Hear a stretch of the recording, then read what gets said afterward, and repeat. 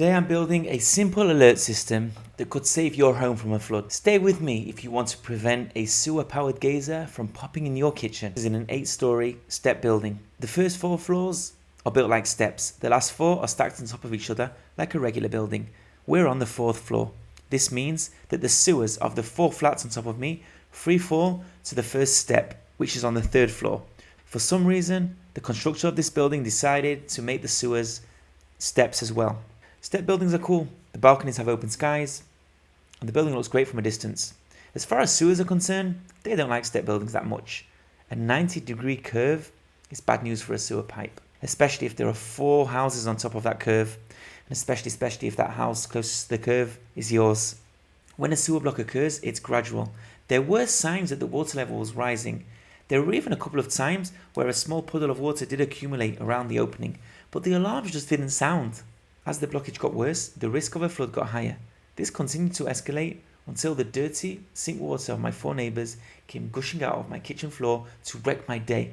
It was ugly. For hours, I was hoovering up this water trying to contain the catastrophe. We stopped using the kitchen sink altogether, but it didn't matter because the neighbours on top of us were using theirs. If I had a warning system in place that notifies me that the water level is getting close to the opening in my kitchen floor, next time I could call the plumber before the shit hits the fan, or should I say, floods the floor. In case the explanation up until now has not been clear, here is a very fast illustration of the problem and the proposed solution. The building is a partial step building. There are 4 floors that step back and then 4 that are stacked like a typical building. The kitchen sewer pipe runs straight down from the 8th to the 4th floor, then takes a sharp 90-degree turn on the 3rd. With time, the bend is prone to clogging. When this happens, the water starts rising until it enters the first house on the list, mine. In our kitchen floor, there is a service opening that intersects with the sink drain. When the water returns due to the blockage, the service hole is the lowest level and the first to get hit.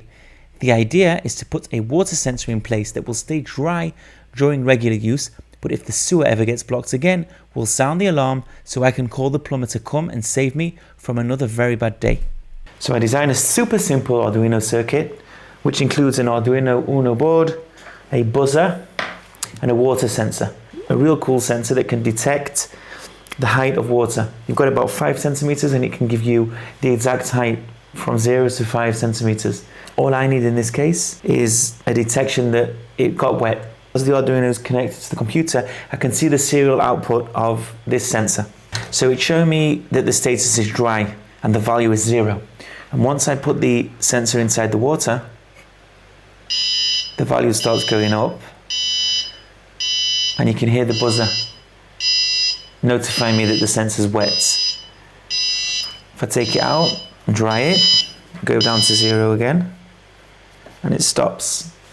And as you can hear, the buzz is quite loud. Hopefully I'll hear it when it's underneath the sink. This project, I designed a new box for the Arduino.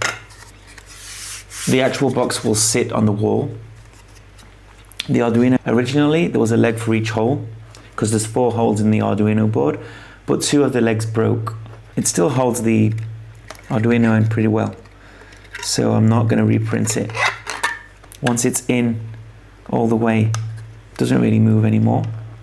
I'm going to have to lengthen these wires. Here I am soldering away. Not enjoying it that much and not very good at it either. Any alternatives will be welcomed in the comments. I added a lid for the Arduino housing. Actually worked pretty well. I'm going to use it for my next project as well.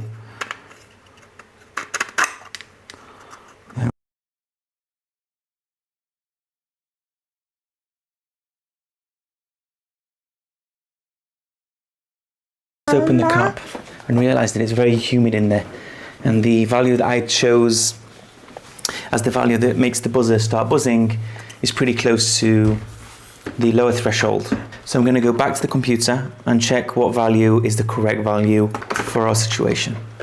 I've got the Arduino hooked back up to the computer. I can see the values coming in from the sensor. Here they are. Just make sure. Yeah, it's good. Don't worry, nothing to worry about. I've got this cup of water. I'm going to start inserting the sensor inside the water and we'll see the status will become wet. Hopefully Atai here won't lose his mind from the buzzer. Yes? Pee-pee?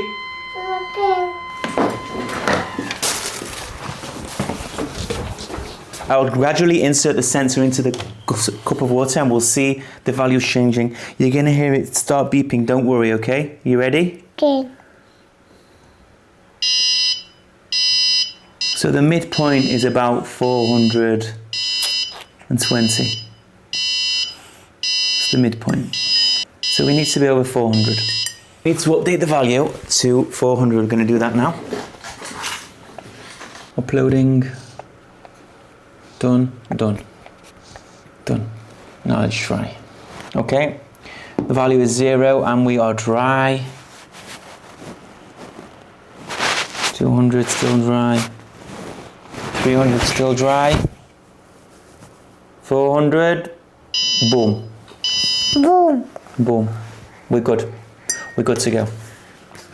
This is the lid from the sewer, and this is what we're going to use to keep the sensor in place. I've also designed this screw with a hole inside. You see the hole? Goes right through the screw, and an attachment for the other side of the cover. And this attachment will hold the sensor.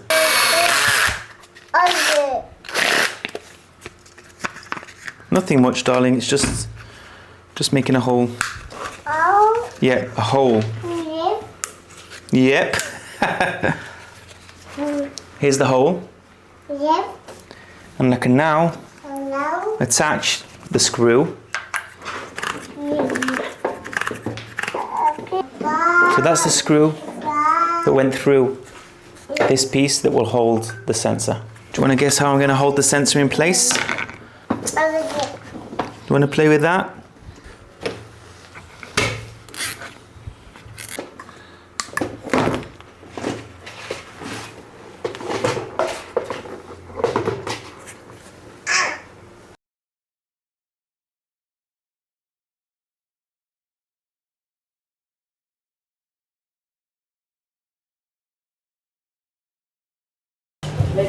This is the Arduino housing. All the wiring. Let me turn the lights on so you can see. All the wiring is just above and behind the sink. Going to the other side. There's the service hole. And the white screw that's holding the sensor that's inside the service hole. Hopefully, this will save me from the next disaster. This is one project I hope will never be activated. On the other hand, we need it to be as reliable as possible, because if I'm pretty sure I have an alarm system in place that doesn't work, I'm going to find myself in the same situation. So there you have it, an early warning system for a late stage problem. I'll take an annoying buzzer over a kitchen flood any day. In the next video, I'll show you how I update the original child warning system that I built. If you haven't seen that video, I highly recommend you do. Can't change the pipes, but we can outsmart them. As always, thank you for your time, and I'll see you on the next one.